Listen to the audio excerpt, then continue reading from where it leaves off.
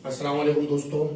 आज माजिद भाई और इसरार भाई सारी संगत के साथ मेरा शौक देखने आए। सब दोस्त देखें और दुआ करें, अल्लाह ताला हमारे शौक में बरकत दे। इसरार भाई कैसा लगा आपको मेरा शौक? नुमान भाई माशाल्लाह लाजवाब है। इस बच्चे का देखने का बहुत शौक था, आपके माल का दीदार करने का बहुत शौक था। बड़ी मेहरबानी माशाल्लाह शहजादी जैसा पर शायद हो कोई ना, लाजवाब पढ़ते थे।